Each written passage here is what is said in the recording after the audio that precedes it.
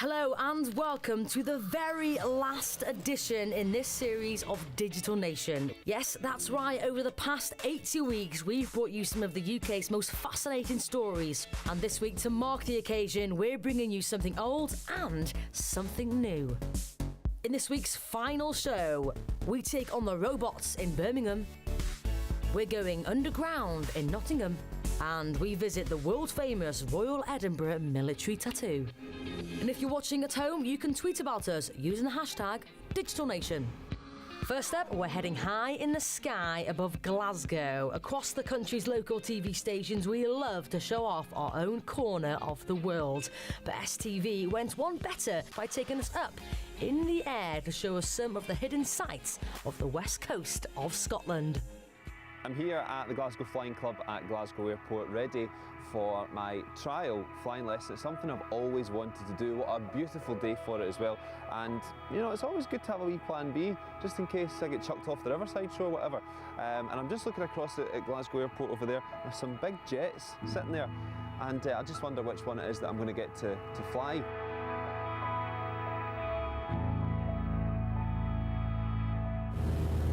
And we're airborne. That's, here we go. So over there we've got, that's out towards Paisley, isn't it? Over there. Yep. They're down on your right hand side, there's Erskine Bridge. Yep. Bishopton coming up. Okay. Again, looking well ahead, following through, squeeze the wheel to the left. Yep. It goes left. Keep going to the left until you put the wheel neutral. And that stops the banking of the aeroplane. Okay. And it just turns. Yep. Squeeze the wheel to the right. Banks to the right, it will continue to bank to the right. So, is that lock? That's Loch Lomond up there. Right, there's Ben Lomond. Yep. And I know this is here, but it doesn't change every time I fly. I still get gobsmacked by it. It's such an area. There's STV in the distance just behind the Science Tower. And the Hydro, Squinty Bridge. Great week tour of Glasgow. So, Stuart, we've landed. That was the, 30-minute lesson? 30-minute trial lesson, yeah, indeed. And how do you think I got on? You did very well. Nice and smooth, nice technique. Did exactly what I asked you to do. Nah, well, that's it. You're the boss. At 2,500 feet, I'm going to do what you tell me to do. But I found it really quite straightforward, actually. It's a very straightforward exercise. It's just a skill like any other mechanical skill, and it just takes practice. Once you've learned the basic skills, it just takes practice. Local TV has presented some TV firsts, and this next clip does just that while harking back to an iconic figure from history. The Catalyst Club in Brighton is where people talk about their passions, and Latest TV got to hear this very impassioned voice. Can you guess who it is? I'm now going to hand over to Sarah Anglis, and Sarah is going to entertain and enlighten us with her talk, Voices of the Dead. Thank you.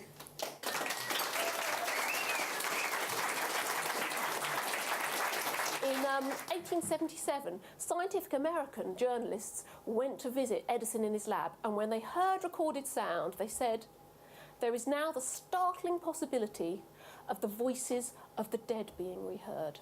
This is a cylinder of palm wax, the kind that was used to store and play back sounds on one of these machines, an Edison phonograph. Now, there was a problem with the cylinder that Flynn had found because it was covered in mildew, which obscured its surface like moss on a gravestone. But undeterred, he fished out an old phonograph, because phonographs were obsolete by the 30s. He fished one out, fixed it, put the cylinder onto the machine, wound the handle of the machine, and listened. And he was absolutely astounded by what he heard. When I am no longer even a memory, just and days, I hope my voice may perpetuate the great work of my dad. Now that was the long-lost voice of Florence Nightingale. So she was thinking about her voice surviving the grave. After 20 months of bringing you the best local broadcasting, what better time to dip into the Digi database and share one of our favourite animal stories, fittingly featured in our very first episode. Yes, it's Bay TV's Liverpool vet. When he was tasked with a challenging and dangerous eye operation on a very tiny patient, he had to use some unconventional methods to perform the risky procedure. This is a tiny little musk turtle that was brought in by an owner because there's a problem with the eye. Right eye's fine, left eye's abnormal. This is at the extreme end of small animals. This little musk turtle weighs 9 grams. There's matter stuck under the eyelids and it's causing a lot of irritation, and if we don't do something about this, it's going to go blind and there's a lot of discomfort. We need to do something, we just can't leave this alone. When we've got small things, we use magnification. We can use things called operating loops, which go on the end of my glasses, but this is really tiny. So we're going to use a thing called a dissecting microscope. This is normally for doing very fine, detailed dissection of creatures for research and for knowing how they work. And we're going to use it to look at the eye.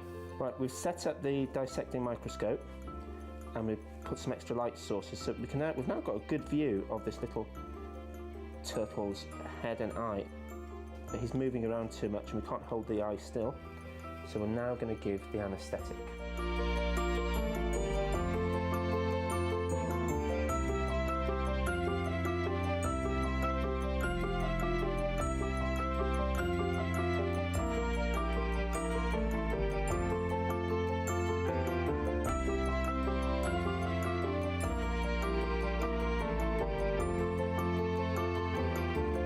From the anaesthetic, we're moving around brightly, happily. That's the normal eye, if you can see that. It's difficult because he's moving his head around so much. Now the other eye, it's still puffy and the eyelids are over. I think we need this to leave it a couple of days to really settle down. But no ill effects from the anaesthetic. I'm just going to pop him back. To a recent story now from our friends at SCTV, where archaeologists recently unearthed a network of caves that was previously unknown to historians. They were called in to investigate a mysterious opening found during work on Parliament Street, and the discovery is set to transform local people's understanding of Nottingham's history. What started as a pretty run-of-the-mill building project has become a major archaeological dig. So we obviously demolished 3 buildings on the existing site. We've gone through Victorian and Georgian foundations, and underneath those we'd found medieval trenches. As we cleared the south side of the site trying to find the sandstone level, because we'd have to do cave probing, a hole appeared 2 weeks ago. We then mapped out, following a video survey, that there was a staircase leading down to that cave, and last week we were lucky enough to find the entrance to that staircase. So we've got a fully formed entrance into that cave. But with hidden caves, archaeologists are trying to digitally map Nottingham's entire cave network. This discovery quite literally sheds new light on it. We don't really know very much about what's gone on just outside of the medieval town, and we're only a few metres outside the medieval town, but this excavation has found an abundance of material, and it's very exciting, and we've learnt so much, and every day we're finding more. Today has been no exception. In fact, just in the short time we were filming, Joe, I think we've got another one. Another fresh find. This one was found purely by accident again today as we were clearing this area to get safe access to our first cave found 2 weeks ago. What we can basically see is we've got a large pile of spoil here that's obviously been formed as part of the filling in. They didn't take the care and attention to actually fill all of it in, so I've got a sandstone structure in front of me that arcs both to the left and to the right to form 2 technically taverns.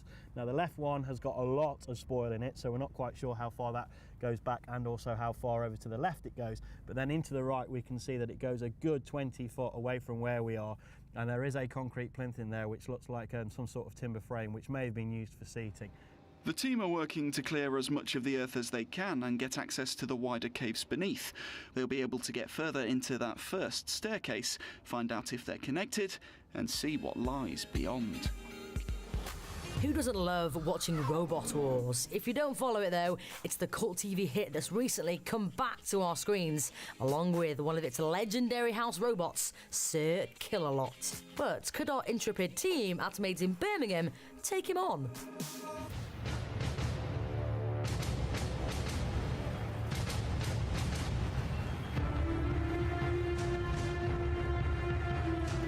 We got involved with building robots through watching Robot Wars on TV and similar programs. And that kind of got us into wanting to build things for a bit of fun and having a laugh, and setting up clubs in school that we sort of had a group of us would build these sort of remote control cars with sacrificial weapons and armour on and battle them, and it kind of went from there really.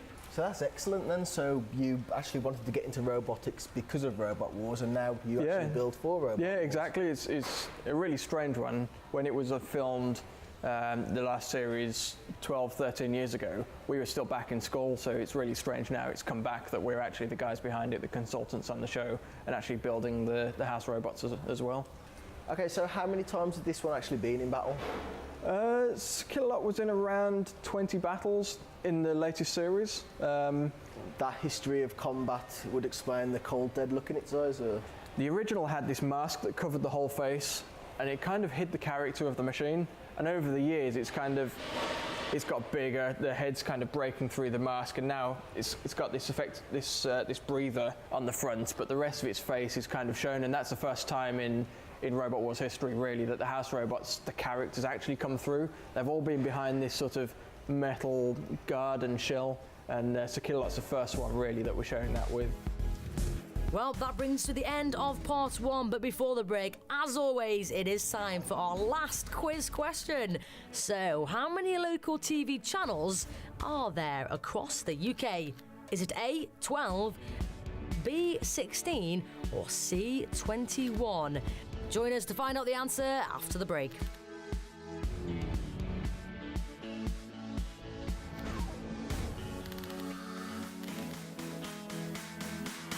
Hello and welcome back to the final episode in the series of Digital Nation. Now, before the break, we asked you how many local TV channels are there across the UK? And the answer, it is of course C, 21. Yes, from SCTV Edinburgh all the way down to Latest TV in Brighton. There's a local station in every major city here in the UK. Now, we all know everyone's got an opinion, and some people, of course, aren't shy when it comes to airing theirs. But people in Leeds are made of tough stuff, so rather than getting upset over criticism on social media, the team at Made in Leeds took their critics on by sharing some of their mean tweets.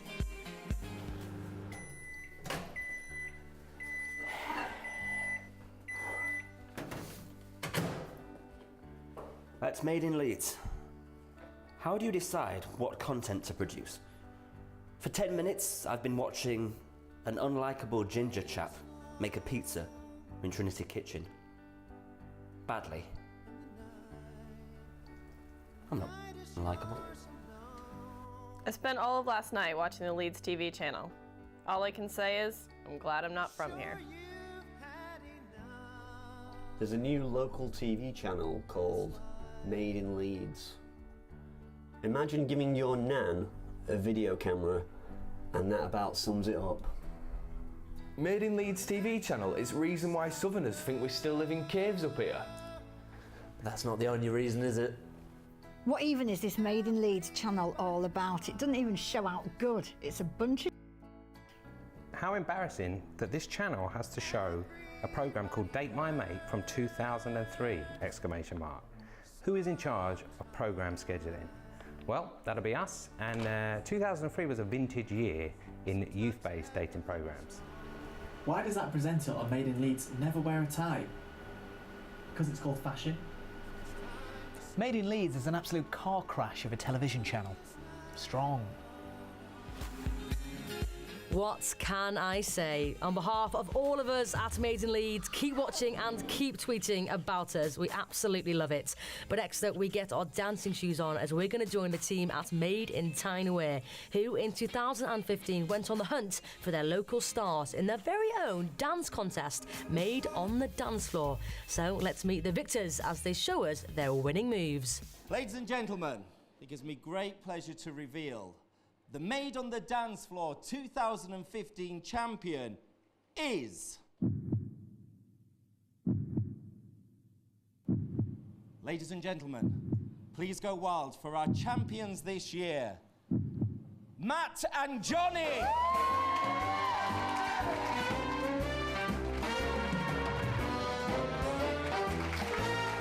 Okay, so the winners, oh my God, of Maid on the Dance Floor 2015, Matt and Johnny. It's been, what, through 4 days?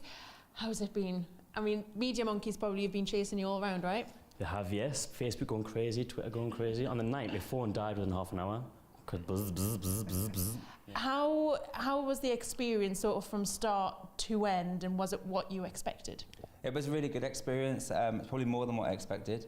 Obviously, learning a brand new dance, the jive that we did, it was just absolutely amazing. And how about you, Johnny? Was it what you expected? Completely changed my opinion on Latin ballroom. Like, in the past when I've watched Strictly, I've been like, oh, it's boring. But now actually getting in it, like, kudos to them. It's so bloody hard. So the hard work and the dancing, because he's loved to dance, and how it looks is one thing, but the achievement and what it means is something else as well, isn't it? Yeah, 100%. The fact that TV history being made with having same-sex dance couple in Latin ballroom, it's an honour to represent, you know, and I really want to go forward with it and compete to get more awareness out there, quality and equality. So let's hand it to Creative Kingdom, who's going to tell us about some of the Britain's best leisure time inventions. Whether you're going on holiday, flicking through a magazine, working out or pigging out, you probably owe what you do in your me time to Britain. Here's a tiny example of leisure innovation that the UK has given to the world. Thomas Cook, 1841, Leicester. First women's magazine, The Ladies' Mercury, 1693, London. The Home Gym, Sarah Guppy, 1811, Bristol. First chocolate bar, Joseph Fry, 1847, York. First computer game, Nimrod, 1955, Manchester. First colour film, A Visit at the Seaside, 1908, Brighton. Proof, if it were ever needed, that when it comes to creativity, innovation and relaxing to the max, in the UK Mint. We all need our family in times of crisis, and Estuary TV visited the home of one Grimsby family to meet a cyclist who had a crash after his bike suffered a blowout. The smash could have been fatal were it not for the intervention of his son and the skills he picked up at Scouts. The last ride of the afternoon, I'd said to Ewan, this is it, and then we'll just cycle back to the car, but should we go for it this time? And he menacingly said yes, and to be quite honest, they could have been my famous last words. Just coming down to the bottom of the hill and took a little jump, and I think as I landed, I had a blowout and lost all control of the bike, and I smashed into the ground with such ferocious pain that I've never felt before. And I think at that point I blacked out. His son was on hand.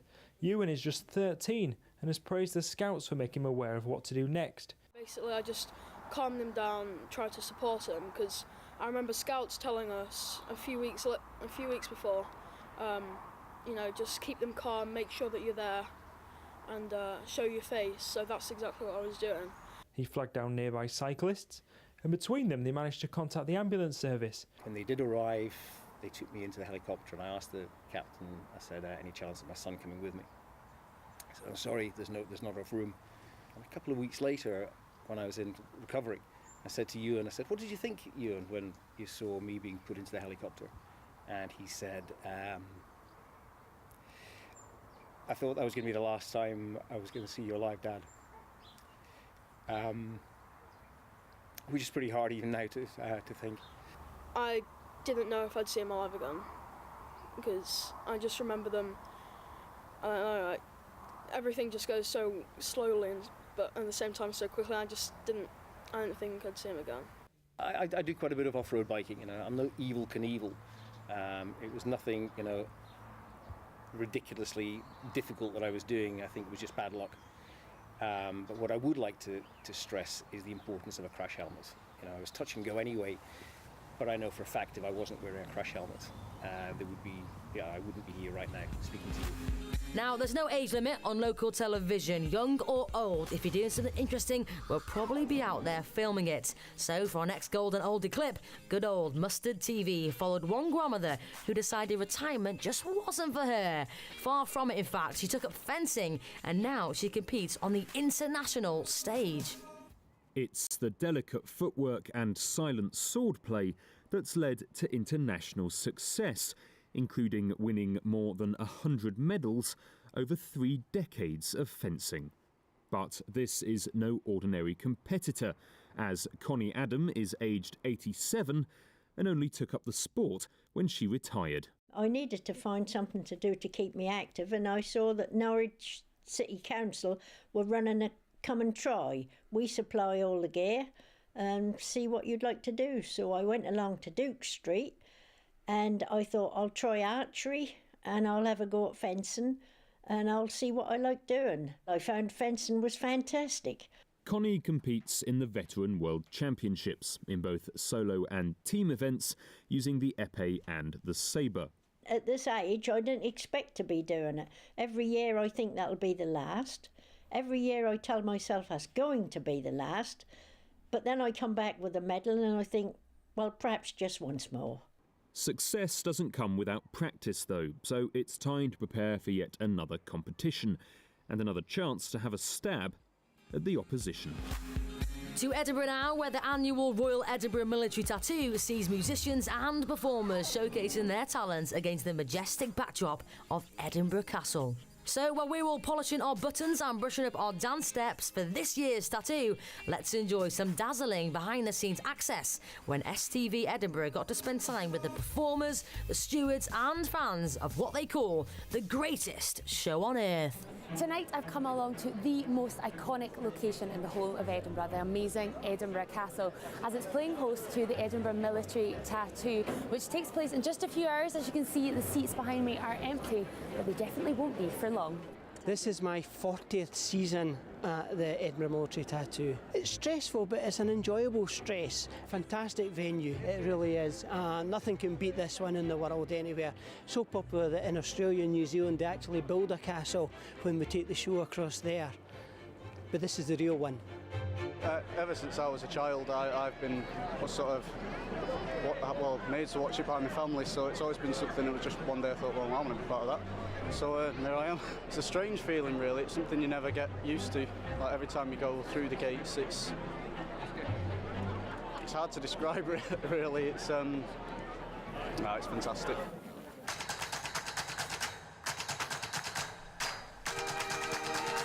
Well, they've always had the tattoo in Edinburgh, and I came to it as a child.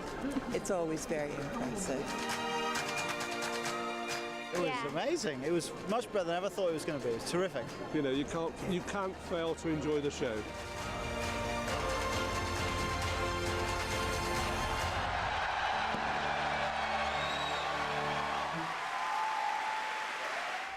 Well, that is it, and what a way to finish. A great big Digital Nation thank you for joining us for the last 80 episodes. You can always go back and catch up on BBC iPlayer or by visiting your local TV channel's website. So from me, Kerry Moore, and all of us at Digital Nation, goodbye.